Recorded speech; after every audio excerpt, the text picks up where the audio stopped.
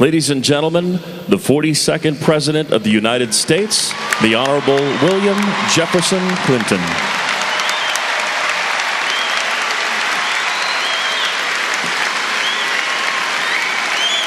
Thank you.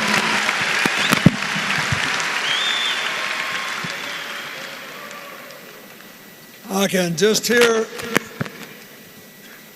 Mohammed saying now, well, I thought I should be eulogized by at least one president. And by making you last in a long, long, long, long line, I guaranteed you a standing ovation. I'm trying to think of what has been left unsaid. First, Lonnie, I thank you and the members of the family for telling me that he actually, as Brian said, picked us all to speak and given me a chance to come here. I thank you for what you did to make the second half of his life greater than the first.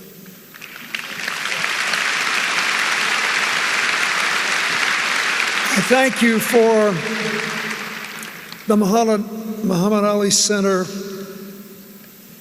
and what it has come to represent to so many people.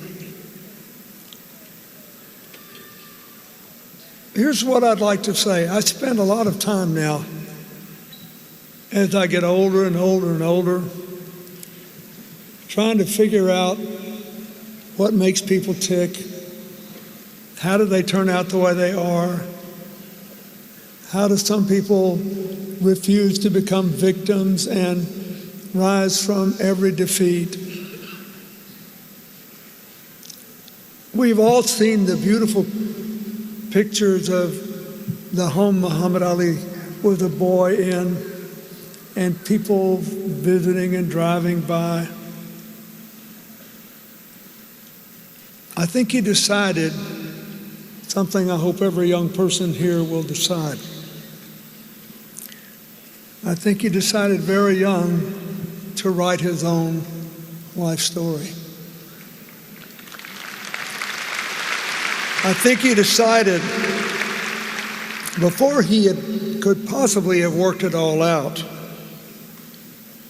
and before fate and time could work their will on him, he decided that he would not be ever disempowered.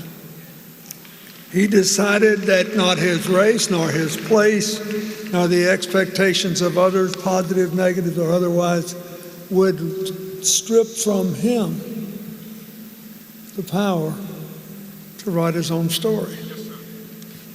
He decided first to use these stunning gifts: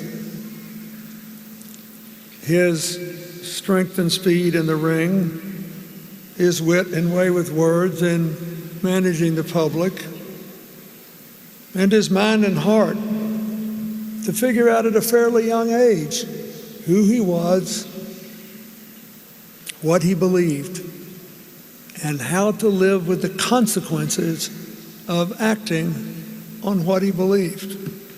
A lot of people make it to steps 1 and 2 and still just can't quite manage living with the consequences of what he believed. For the longest time, in spite of all the wonderful things that have been said here, I remember thinking when I was a kid, this guy is so smart.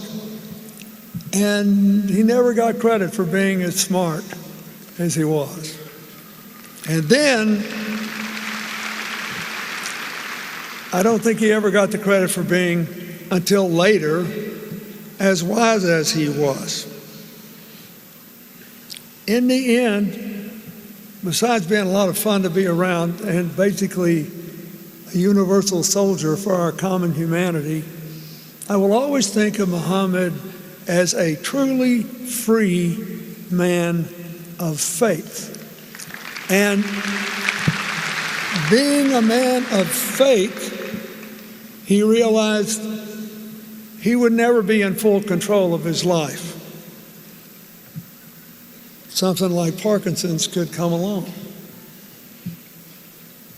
But being free, he realized that life still was open to choices. It is the choices that Muhammad Ali made that have brought us all here today in honor and love. And the only other thing I'd like to say, I think we all need to really, really think about, is that the first part of his life was dominated by the triumph of his truly unique gifts. We should never forget them. We should never stop looking at the movies. We should thank Will Smith for making his movie. We should all be thrilled. It was a thing of beauty. But the second part of his life was more important because he refused to be imprisoned by a disease that kept him hamstrung longer than Nelson Mandela was kept in prison in South Africa. That is,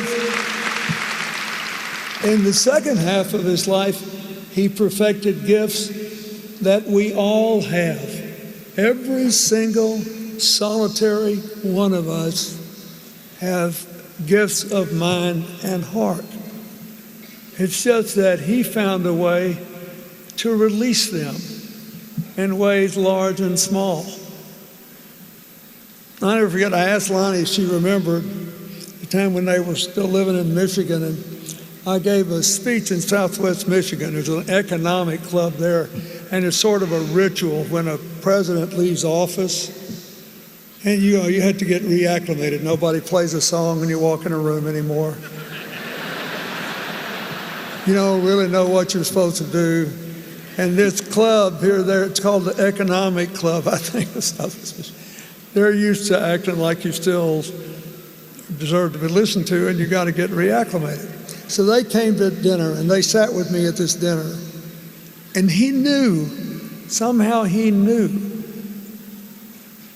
that I was a little off my feed that night.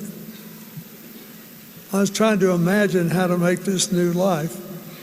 And so he told me a really bad joke.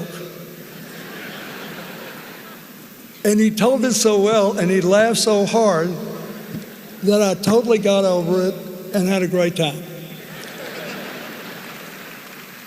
He had that feel about, there's no textbook for that, knowing where somebody else is in their head. Picking up the body language. Then Lonnie and Muhammad got me to come here when we had the dedication to the Muhammad Ali Center, and I was trying to be incredibly old, gray-haired, elder statesman, dignified. I got to elevate this guy. So I'm saying all this stuff in very high-tone language, and Muhammad sneaks up behind me and puts his fingers up like this.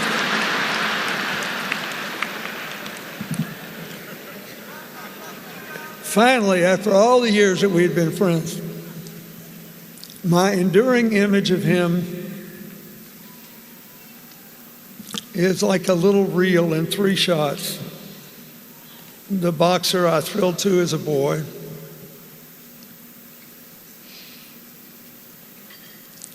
the man I watched take the last steps to light the Olympic flame when I was president. And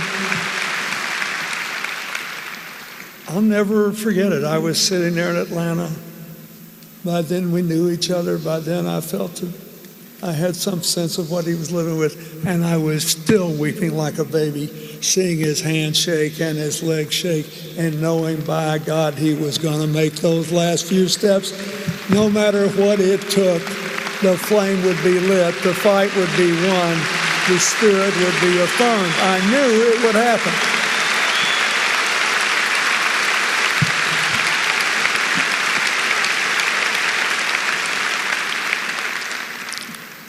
And then this, the children whose lives he touched, the young people he inspired. It's the most important thing of all.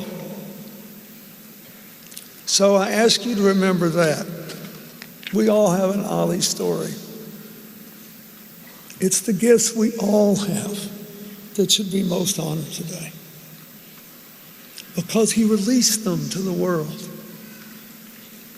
never wasting a day that the rest of us could see anyway, feeling sorry for himself that he had Parkinson's, knowing that more than 3 decades of his life would be circumscribed in ways that would be chilling to the naked eye. But with a free spirit, it made his life bigger, not smaller. Because other people, all of us, unlettered, unschooled, in the unleashing said, well, would you look at that? Look at that. May not be able to run across a ring anymore. May not be able to dodge everybody and exhaust everybody anymore. And he's bigger than ever because he is a free man of faith, sharing the gifts we all have. We should honor him by letting our gifts go among the world as he did. God bless you, my friend. Go in peace.